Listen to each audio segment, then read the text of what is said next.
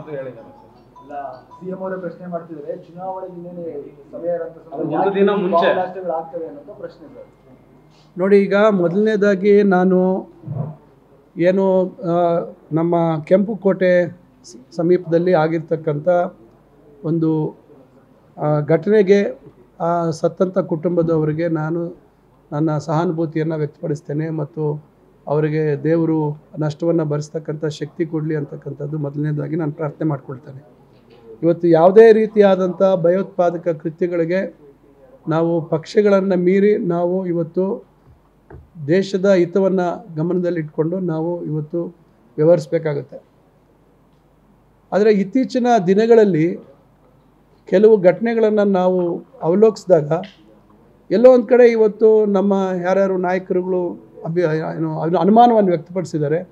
ಬಹುಶಃ ಎಲ್ಲೋ ಒಂದು ಕಡೆ ನಮಗೂ ಯಾಕೆ ಇದು ಉದ್ದೇಶಪೂರ್ವಕವಾಗಿ ಭದ್ರತಾ ವೈಫಲ್ಯಗಳು ಯಾವ ರೀತಿ ಆಗಲಿಕ್ಕೆ ಸಾಧ್ಯ ಇದೆ, ಯಾಕೆ ಈ ಥರ ಆಗ್ತಾ ಇದೆ ಅಂತಕ್ಕಂಥದ್ದು. ಯಾಕಂದರೆ ಕೆಲವರ ನಡವಳಿಕೆಗಳು ಆ ರೀತಿ ಇದೆ, ಕೆಲವರ ಮಾತುಗಳು ಆ ರೀತಿ ಇದೆ. ಎಲ್ಲದಕ್ಕೂ ನೋಡಿ, ನಾನು ನಿನ್ನೆ ಒಬ್ಬರು ಇಲ್ಲಿ ನಮ್ಮ ಒಬ್ಬರು ಮಾಜಿ ಸಂಸದರ ಹೇಳಿಕೆಯನ್ನು ನೋಡಿದೆ.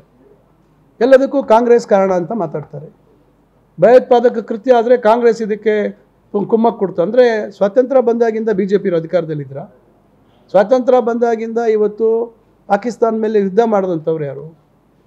ಇವೆಲ್ಲ ನಾವು ದೇಶದ ಭದ್ರತೆ ಬಂದಂಥ ಸಂದರ್ಭದಲ್ಲಿ ಯಾವುದೇ ರೀತಿ ಕಾಂಗ್ರೆಸ್ ಪಕ್ಷ ರಾಜಿ ಮಾಡ್ಕೊಂಡಿರ್ತಕ್ಕಂಥ ಉದಾಹರಣೆ ಇಲ್ಲ. ಆ ರೀತಿ ಹೇಳಿದಾಗ ನೀವು ಒಂದು ವಿಮಾನ ಅಪಹರಣ ಆಯಿತು ಕಂದಹಾರದ್ದು. ವಾಜಪೇಯಿ ಅವರು ಪ್ರಧಾನಮಂತ್ರಿಗಳಾಗಿದ್ದರು. ಅವತ್ತು ಅವರು ಬಿಟ್ಕೊಡ್ಲಿಲ್ವಾ? ಇವ್ರನ್ನ ಭಯೋತ್ಪಾದಕರನ್ನ ಬಿಡಿಸ್ಲಿಲ್ವಾ? ನಾವು ಆ ರೀತಿ ಪ್ರತಿಯೊಂದನ್ನು ತಪ್ಪು ಅಂತ ಹೇಳಲಿಕ್ಕೆ ಸಾಧ್ಯ ಇಲ್ಲ.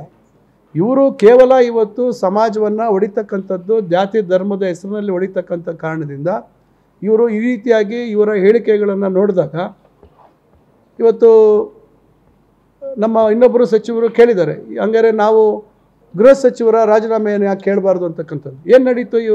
ನಮ್ಮ KSA ಒಂದು ಸ್ಟ್ಯಾಂಪೇಡ್ ಆದಂಥ ಸಂದರ್ಭದಲ್ಲಿ ಏನೇನೆಲ್ಲ ಮಾತಾಡಿದ್ರು. ಅದೇ ಬೇರೆ ರಾಜ್ಯಗಳಲ್ಲಿ ಅವ್ರ ಆಡಳಿತ ಇರ್ತಕ್ಕಂಥ ರಾಜ್ಯಗಳಲ್ಲಿ ಏನೇನೆಲ್ಲ ಆಯಿತು, ಅಲ್ಲೆಲ್ಲ ಇದು ಹೆಚ್ಚು ಕಮ್ಮಿ ಆದಾಗ ಇವತ್ತು ಉತ್ತರ ಪ್ರದೇಶದಲ್ಲಿ ಕುಂಭಮೇಳದ ಟೈಮಲ್ಲಿ ಎಷ್ಟು ಜನ ಸತ್ತರು? ಅವತ್ತೆಲ್ಲ ಅವರು ನಮ್ಮ ರಾಜ್ಯದ ಮುಖ್ಯಮಂತ್ರಿಗಳು ರಾಜೀನಾಮೆ ಕೊಟ್ಟರು. ಅಂದರೆ ಇಲ್ಲಿ BJPಯವರ ದ್ವಂದ್ವ ನಿಲುವಿನ ಕಾರಣದಿಂದ ಈ ರೀತಿ ದ್ವಂದ್ವ ನಿಲುವುಗಳನ್ನು ನೀವು ತೆಗೆದುಕೊಳ್ತೀರಾ. ನೀವು ದೇಶದ ಹಿತ ಒಂದು ಕಡೆ ಇರ್ಬೋದು, ಅಥವಾ ಯಾವ ಕಾರಣಕ್ಕೆ ಯಾವ ಸಂದರ್ಭದಲ್ಲಿ ಏನು ಕಾರಣಗಳಿಂದ ಆಗಿರ್ತಕ್ಕಂಥದ್ದನ್ನು ಅದನ್ನು ಗ್ರಹಿಸ್ದಿರಾ ಏಕಾಏಕಿ ನೀವು BJPಯೇತರ ಸರ್ಕಾರಗಳ ಮುಖ್ಯಮಂತ್ರಿಗಳ ರಾಜೀನಾಮೆಯನ್ನು ನೀವು ಕೇಳ್ತಕ್ಕಂಥದ್ದು ಮಾಡ್ತೀರಾ. ಹೀಗ್ಯಾಕೆ ನಾವು ಕೇಳಬಾರ್ದು, ಹೀಗ್ಯಾಕೆ ನೀವು ರಾಜೀನಾಮೆ ಕೊಡಬಾರ್ದು ಅನ್ನೋ ಅರ್ಥದಲ್ಲಿ ಇವತ್ತು ಅದನ್ನು ಹೇಳಿರ್ತಕ್ಕಂಥದ್ದೇ ವಿನ ಯಾರು ಇವತ್ತು ನಡೆದಿರ್ತಕ್ಕಂಥ ಕೆಂಪುಕೋಟೆಯ ಸಮೀಪದಲ್ಲಿ ನಡೆದಿರ್ತಕ್ಕಂಥ ಒಂದು ಬಾಂಬ್ ಒಂದು ಏನು ಒಂದು ಕಾರ್ ಬಾಂಬ್ ಅಥವಾ ಆತ್ಮಾಹುತಿ ದಾಳಿ ಏನಾಗಿದೆ ಅದರ ಬಗ್ಗೆ ಯಾರೂ ಅದನ್ನು ಸಮರ್ಥನೆ ಮಾಡ್ಕೊಳ್ತಕ್ಕಂಥದ್ದಿಲ್ಲ. ಅದನ್ನು ನಾವೆಲ್ಲರೂ ಖಂಡಿಸ್ತೇವೆ. ಆಗಿರ್ತಕ್ಕಂಥ ಸಾವು ನೋವಿನ ಬಗ್ಗೆ ನಮಗೆಲ್ರಿಗೂ ನೋವಿದೆ. ಅದರಿಂದ ಇದರಲ್ಲಿ ಹೆಚ್ಚು ರಾಜಕಾರಣವನ್ನು ನಾವು ಮಾಡಲಿಕ್ಕೆ ಹೋಗಲ್ಲ, ಆದರೆ ಅವರು ಮಾಡುವಂಥದ್ದು ಆಗ್ತಾಯಿದೆ. ಆದರೆ ಕಾರಣಗಳು ಯಾವ ಸಮಯದಲ್ಲಿ ಆಯಿತು ಅಂತಕ್ಕಂಥದ್ರ ಬಗ್ಗೆ ಅನುಮಾನಗಳನ್ನು ವ್ಯಕ್ತಪಡಿಸಿದ್ದಾರೆ. ನೋಡಿ, ಇವತ್ತು ಭಯೋತ್ಪಾದನೆ ಕೃತ್ಯ ಮಾಡ್ತಕ್ಕಂಥದ್ದಕ್ಕೆ ವಿದ್ಯಾವಂತರು ಅವಿದ್ಯಾವಂತರು ಅಂತಕ್ಕಂಥದ್ದಿಲ್ಲ. ಯಾಕಂದರೆ ಆ ರೀತಿಯಾಗಿ ಅವರನ್ನು ಮನಸ್ಸು ಪರಿವರ್ತನೆ ಮಾಡ್ತಕ್ಕಂಥ ಒಂದು ಕೆಲಸಗಳನ್ನು ಆ ರೀತಿ ಭಯೋತ್ಪಾದಕರು ಆ ತಂತ್ರಗಾರಿಕೆಯನ್ನು ಬಳಸಿ ಅದು ಯಾರನ್ನು ಬೇಕಾದ್ರೂ ಪರಿವರ್ತನೆ ಮಾಡ್ತಕ್ಕಂಥ ನಿಟ್ಟಿನಲ್ಲಿ ಅವ್ರ ತಲೆಯಲ್ಲಿ ತುಂಬಿಸ್ತಕ್ಕಂಥ ಕೆಲಸವನ್ನು ಮಾಡ್ತಾರೆ. ಅದರಿಂದ ಒಬ್ಬ ವಿದ್ಯಾವಂತರಾಗಿ ಇದನ್ನು ಅರ್ಥ ಮಾಡ್ಕೊಳ್ಳದೆ ಈ ರೀತಿ ಕೃತ್ಯಗಳಲ್ಲಿ ಭಾಗಿಯಾಗಿರ್ತಕ್ಕಂಥದ್ದು ಕೂಡ ನಮಗೆಲ್ರಿಗೂ ನೋವಿನ ವಿಚಾರ.